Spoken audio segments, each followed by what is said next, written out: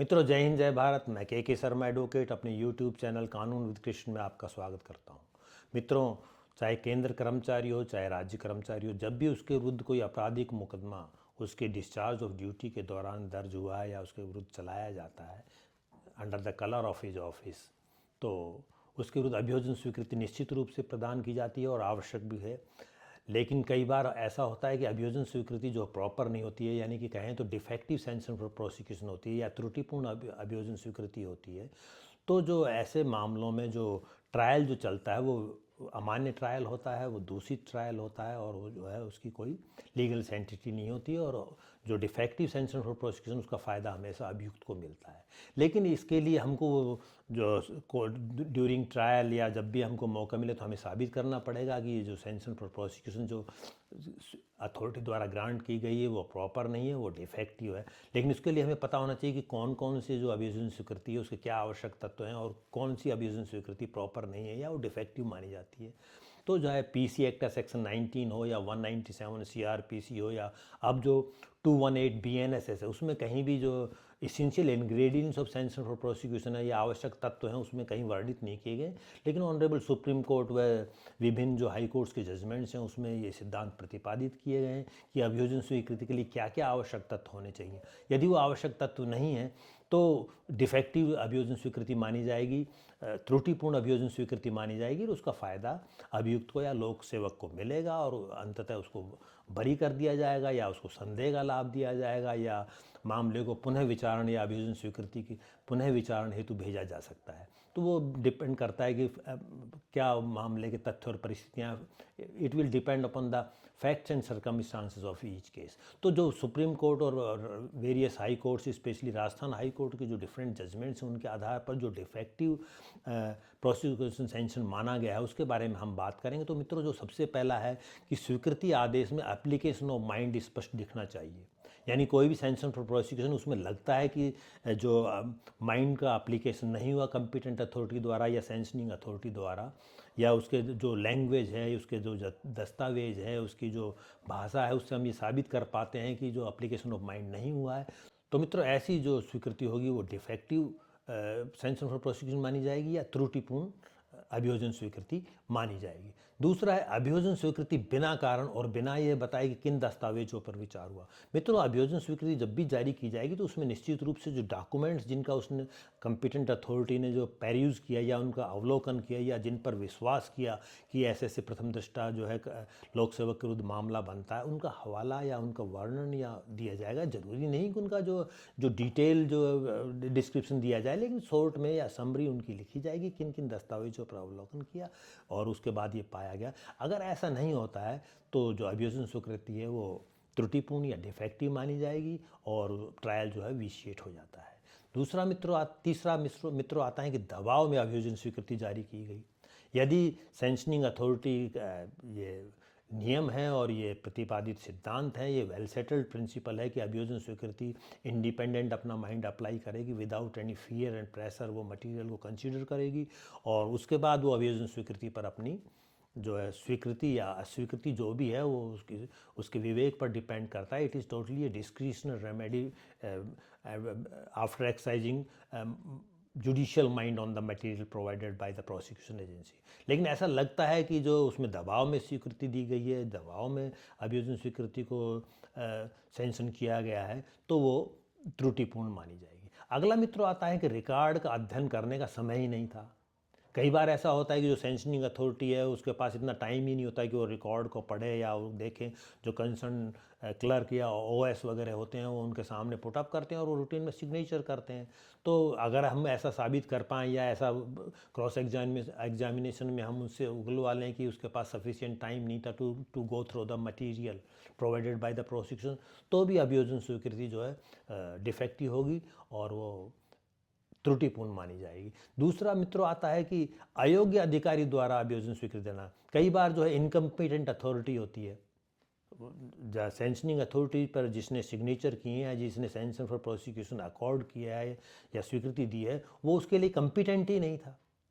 यानी कि या तो उससे कम तर ओहदे का था या उस ओहदे का नहीं था या उसका उससे कोई संबंध सरोकार नहीं था जिसको कि सैंक्शन अथॉरिटी देनी चाहिए, तो भी वो ऐसी अभियोजन स्वीकृति अमान्य और त्रुटिपूर्ण होगी। अगला मित्रों आता है कि मैकेनिकल माइंड से अगर कोई जारी करता है और वो जो है तो वो बिना माइंड अप्लाई किए रूटीन में जैसे हो जाता है कि मैकेनिकल माइंड से जो एक तरह से जैसे मिस्त्री काम करता है, कोई मोटर का मैकेनिक जैसे काम करता है, उसको अलग से दिमाग लगने, वो मैकेनिकल मैनर में काम करता है। मैकेनिकल मैनर में यदि कोई अभियोजन स्वीकृति प्रदान की गई है तो वो अमान्य है। इसी तरह नॉन स्पीकिंग ऑर्डर है, अस्पष्ट आदेश है। आदेश में जो है ना किसी दस्तावेज का वर्णन है, ना किसके बारे में अभियोजन स्वीकृति दी जा रही है, क्या अपराध कारित हुआ, कैसे किन परिस्थितियों में क्या हुआ। अगर नॉन स्पीकिंग ऑर्डर है तो भी वो डिफेक्टिव अभियोजन स्वीकृति मानी जाएगी। अवैध रूप से जारी की गई अभियोजन स्वीकृति। अब मित्रों प्रश्न उठता है कि अवैध रूप से अभियोजन स्वीकृति कैसे जारी की जा सकती है। तो मित्रों यहाँ मैं बताना चाहूँगा कि कोई सेंक्शनिंग अथॉरिटी है, he has been transferred to somewhere else and after leaving that post he signed the sanction for prosecution, या वो वहाँ से चले गए हैं उसके बाद करते हैं, या वो कहीं बाहर हैं, वो कभी उस डेट में वो वहाँ पर थे ही नहीं जिस डेट में उन्होंने सिग्नेचर किया या सैंक्शन जो उन्होंने प्रदान की, तो ऐसा वो कहीं बाहर थे। और रूटीन में होता भी है कि जो ऑफिसर आता है और वो दस्तखत रूटीन में करता है और अभियोजन स्वीकृति मान ली जाती है, जबकि उसने ना तो उसने दस्तावेज देखे, ना वो वहाँ पर उस तारीख में मौजूद था, वो कहीं बाहर, he was post deployed somewhere else, कहीं बाहर वो काम कर। तो ऐसी जो स्वीकृति होगी वो अवैध रूप से जारी की हुई स्वीकृति मानी जाएगी, और ऐसी जो सैंक्शन फॉर प्रोसिक्यूशन होगी वो विशिएट होगी। इसमें मित्रों का आता है कि जैसे प्रेशर की बात हुई कि दबाव में किया गया, तो कई बार पॉलिटिकल प्रेशर भी होता है। अगर पॉलिटिकल प्रेशर में कोई अभियोजन स्वीकृति जारी की गई है तो भी वो अमान्य और त्रुटिपूर्ण है। इसी तरह सुपीरियर ऑफिसर के दबाव में सैंक्शनिंग अथॉरिटी को सुपीरियर ऑफिसर कहता है कि आप ये स्वीकृति जारी करिए, उसके पास मतलब कि he was not having his own mind to apply on the material provided, उसके पास कोई ऑप्शन ही नहीं था except to grant the sanction for prosecution. तो ऐसी सूरत में भी अगर उसके ऊपर दबाव है, उसको अपना स्वतंत्र वो विवेक इस्तेमाल नहीं कर सकता है जो उसको मटेरियल प्रोवाइड किया गया है, और उसके ऊपर चाहे वो पॉलिटिकल प्रेशर हो, चाहे वो सुपीरियर ऑफिसर का प्रेशर हो या अन्य कोई दबाव हो, जब उसके दबाव के द्वारा जो उसके विवेक की जो शक्ति है उसके ऊपर अंकुश लगा दिया जाता है, तो भी वो जो स्वीकृति है वो अवैध और डिफेक्टिव मानी जाएगी। अब मित्रों कई बार प्रश्न उठता है कि सैंक्शन अथॉरिटी को हम कैसे इस तरह में कर सकते हैं। तो ये जो सैंक्शन जैसे डिफेक्टिव है, जैसे उदाहरण के लिए मैं बताता हूँ, कोई मामला कन्वर्जन टेप हुआ है, उसकी ट्रांसक्रिप्ट पर बेस्ड है, उसके अलावा उसकी कोई रिकवरी नहीं, अन्य कोई उसके खिलाफ साक्ष्य नहीं, केवल उसकी जो रिकॉर्डेड कन्वर्जन है या उसका इंटरसेप्ट हुई है उसकी जो बातचीत, उसके ऊपर आधारित है।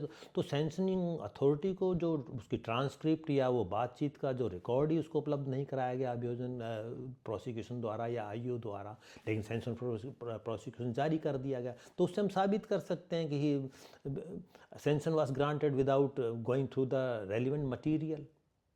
उसके पास वो अवसर ही नहीं था, उसको मटेरियल ही प्रोवाइड नहीं किया, तो जो है जो माइंड अप्लाई करने का प्रश्न ही नहीं उठता है। इसी तरह मित्रों आता है जैसे कई रिकवरी होती है, जैसे कि आप जानते हैं कि जब भी रिकवरी की जाती है तो करेंसी नोट्स के ऊपर जो है फेनोल्फथलीन पाउडर लगा दिया जाता है और उसको सोडियम बाइकार्बोनेट के सॉल्यूशन से उसके हाथ धुलाए जाते हैं तो लाल हो जाता है। और रिकवरी होती है कि भाई जो एक्यूज़ द्वारा नोटों को पकड़कर अपनी जेब में रखा गया, लेकिन ना तो जो उसकी जेब से रिकवर होते हैं वो लाल होते हैं, ना उनके हाथों का जो है रंग कलर चेंज होता है, लेकिन वो केस पूरा इसी पर बेस्ड है। तो सैंक्शनिंग अथॉरिटी को देखना चाहिए कि जो टेस्ट था वो फेल हुआ है, उसके ऊपर जो है वो माइंड अप्लाई उसको करके वो उसके पास रिफ्यूज़ल की पावर है, वो चाहे तो कि उचित कारण नहीं है अभियोजन स्वीकृति देने का, लेकिन वो रिकॉर्ड ही उसको उपलब्ध नहीं कराया गया, या ऐसी चीज़ों को जो भेजा गया खाली उसको जो और एविडेंस भेज दिए गए बयान, लेकिन वो जो रेलिवेंट था जिसके ऊपर entire case is based by the prosecution is not provided to sanctioning authority, despite that sanctioning authority has granted the sanction। तो हम दिखा सकते हैं कि वो जो सैंक्शन है वो इलीगल है। इसी तरह हमारा वॉइस रिकॉर्ड हुआ, वॉइस का जो सैंपल था वो फेल हो गया, despite that sanction has been granted. हमारे से कोई रिकवरी नहीं, कोई डिमांड साबित नहीं, केवल हमारी आवाज़ के ऊपर था, आवाज़ का सैंपल हमारा फेल हो गया, but sanction has been granted by the sanctioning authority. तो we can say that the sanction is illegal. और ऐसे में जो उसके ऊपर अभियोजन या प्रोसिक्यूशन लॉन्च किया जाएगा वो भी जो है अमान्य और दोषित होगा। इसके ऊपर सुप्रीम कोर्ट के काफ़ी जजमेंट्स है। लेकिन मित्रों यहाँ मैं बताना चाहूँगा कि ये जो कोई भी इलीगल या डिफेक्टिव या त्रुटिपूर्ण अभियोजन स्वीकृति है, इसको केवल हम ये कह देने मात्र से हमको इसको फ़ायदा नहीं मिलेगा। इसमें हमको ये बताना पड़ेगा कि सैंक्शनिंग जो प्रोसिक्यूशन है वो डिफेक्टिव था और इस डिफेक्ट से हमारे जो लीगल राइट्स हैं वो प्रिजुडिस हुए हैं, हमारे अधिकारों पर कुठाराघात होते हैं। तो हम कह सकते हैं कि यदि ये मटेरियल जो प्रोवाइड किया जाता सैंक्शनिंग अथॉरिटी तो सैंक्शन ग्रांट ही नहीं होती, मेरे खिलाफ अभियोजन ही नहीं चलाया जाता। तो ये हमको प्ली लेनी पड़ेगी कि इससे मेरे राइट्स को जो है वो प्रिजुडिस करता है, मेरे अधिकारों पर प्रतिकूल प्रभाव पड़ता है, मेरे मामले पर प्रतिकूल प्रभाव पड़ता है, मामले को प्रिजुडिस करता है और ये डिफेक्टिव सैंक्शन फॉर प्रोसिक्यूशन है। तो निश्चित रूप से इसमें हमको लाभ मिलेगा और हमको उसमें एक्विटल किया जाएगा और हर सूरत में जो डिफेक्टिव सैंक्शन प्रोसिक्यूशन होगा उसका जो बेनिफिट होगा वो मुलजिम को जाएगा। मित्रों इस पर मैं 4-5 सुप्रीम कोर्ट के जजमेंट बताना चाहूँगा जहाँ पर ये नंजापा वर्सेस स्टेट ऑफ कर्नाटका, इसमें ये होल्ड किया गया था ये सैंक्शन डिफेक्टिव है तो ट्रायल इलीगल होगा। इसी तरह state of Madhya Pradesh versus Virendra Kumar में ये कहा था अयोग्य इनकम्पिटेंट अथॉरिटी द्वारा सैंक्शन फॉर प्रोसिक्यूशन जारी किया गया तो अभियोजन अमान्य होगा। N Sukanna versus state of Andhra Pradesh में ये कहा था कि आवश्यक रिकॉर्ड पर विचार नहीं हुआ तो भी सैंक्शन फॉर प्रोसिक्यूशन डिफेक्टिव होगा और उसका फ़ायदा मुलजिम को मिलेगा। इस पर CBI versus Ashok Kumar Agarwal, state of Punjab versus Hari Kishan आदि, Harish Chandra Bunkar versus board of revenue Ajmer के फैसले भी हैं जिसको कि आप इसमें देख सकते हैं, जिसमें सभी में ये होल्ड किया गया था डिफेक्टिव अभियोजन स्वीकृति पर है। मित्रों जानकारी आपको कैसी लगी अवश्य अपनी राय व्यक्त करें। यदि आपका कोई प्रश्न हो तो कमेंट बॉक्स में डालें।